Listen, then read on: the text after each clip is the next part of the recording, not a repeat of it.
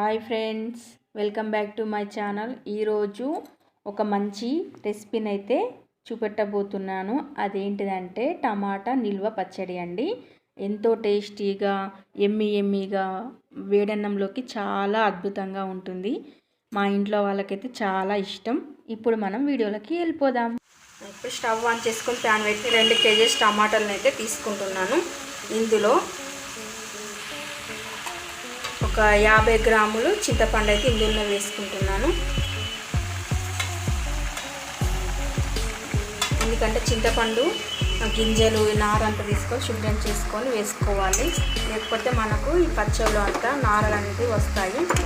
ఇందులో ఆయిల్ కూడా వేయలేదు, వాటి టమాటోలు చింతపండు వేసాను. ఇవి మగ్గాలి. ఇది మనకు మగ్గాలి. అంతసేపు మనము మూత అనేది పెట్టేసుకుందాం. ఇప్పుడు అది మగ్గేలోపు 2 స్పూన్ల ఆవాలు అయితే తీసుకున్నాను. అలాగే జీలకర్ర ఇంకొక స్పూన్ 2 స్పూన్లు జీలకర్ర అయితే వేసుకున్నాను. అలాగే 1/2 టీ స్పూనే మెంతులు అనేది వేసుకుంటున్నాయి. కొంచెం దూరగా వేయించుకోవాలి, ఎందుకంటే పచ్చివాసన పోయి అంత మట్టుకు వీటిని వేయించుకోవాలి. మనకు ఇది అయిపోయింది కదండి. ఇప్పుడు చల్లగా అవ్వాలి. చల్లగా అవడానికి మనకు టైం పడుతుంది. చల్లగా అయిన తర్వాత మిక్సీ అనేది పట్టేసుకుందాం. టమాటోలు నేను 2 కేజీస్ టమాటాకి 50 గ్రామ్స్ మాత్రమే నేను చింతపండు వేసుకున్నాను. ఎందుకంటే ఎక్కువ వేసుకున్న వాళ్ళు వేసుకోవచ్చు. ఎందుకంటే ఈ టమాటాలు అనేటివి చాలా పుల్లగా ఉన్నాయి, మన లోకల్ టమాటాలు అనేటివి. అందుకే నేను 50 గ్రాములు మాత్రమే వేసుకున్నాను. ఒకవేళ టమాటాలు పులుపు లేకుంటే చింతపండు ఎక్కువగానే వేసుకోవచ్చు. ఇప్పుడైతే మనము పేస్ట్ దగ్గరకు వచ్చింది కదా టమాటాది.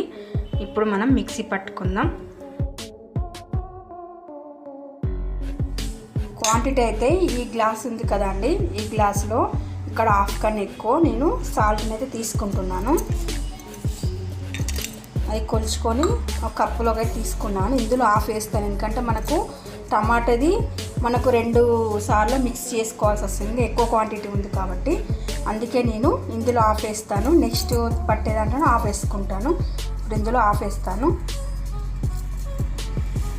అలాగే కారం కూడా ఇప్పుడు చూపించిన విధంగా గ్లాసు కారం అయితే తీసుకుంటున్నాను. ఇందులో ఇప్పుడు 1/2 కారం ఇందులో వేసుకుంటాను, 1/2 ఇంకో పట్టే దాంట్లో వేసుకుంటాను. అలాగే ఇందులో మనం వేయించి పెట్టుకున్న జీలకర్ర మెంతులు అవన్నీ ఉన్నాయి కదా, ఆవాలు, ఇవి ఇందులో కొంచెం వేసుకుంటాను. నెక్స్ట్ పట్టే దాంట్లో కొంచెం వేసుకుంటాను. అలాగే వెల్లుల్లి రెబ్బలు కూడా ఇందులో వేసుకొని ఇప్పుడు మనం ఇది మిక్సీ పట్టేసుకుందాం. ఇలా అయితే మనం మిక్సీ పట్టుకున్నాం కదా, ఇదంతా ఒక బౌల్లోకి తీసుకుందాం. ఇప్పుడు మనం తాలింపు అనేది పెట్టేసుకుందాం. స్టవ్ ఆన్ చేసుకొని కడాయి అయితే పెట్టుకున్నాను. అందులో సరిపడినంత ఆయిల్ అయితే వేసుకుందాం. ఎందుకంటే ఆయిల్ ఎక్కువగానే వేసుకోవాలి. పచ్చళ్ళలో ఆయిల్ తక్కువ ఉంటే తొందరగా ఖరాబ్ అవుతుంది. ఆయిల్ అనేది మనకు పచ్చళ్ళలో పైకి తేలాలి. ఆయిల్ హీట్ అయిపోయింది కదండి, 1 స్పూన్ ఆవాలు వేసుకుంటున్నాను. అలాగే జీలకర్ర వేసుకుంటున్నాను. జీలకర్ర అనేది నేను ఎక్కువనే వేస్తాను, ఎందుకంటే నాకు జీలకర్ర అంటే చాలా ఇష్టం. ఫ్లేవర్ కోసం నేను ఎక్కువనే వేసుకుంటాను.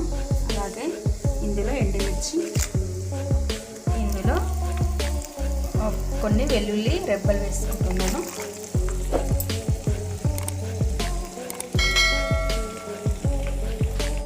అలాగే కొద్దిగా కరివేపాకు వేసుకుంటున్నాను. అలాగే కొద్దిగా ఇంగువ వేసుకున్నాం. అలాగే ఒక 1/2 టీ స్పూన్ పసుపు వేసుకుంటున్నాను. ఇప్పుడు ఇందులో మిక్సీ పట్టుకున్న మన టమాటా చట్నీది ఇందులో వేసుకుందాం.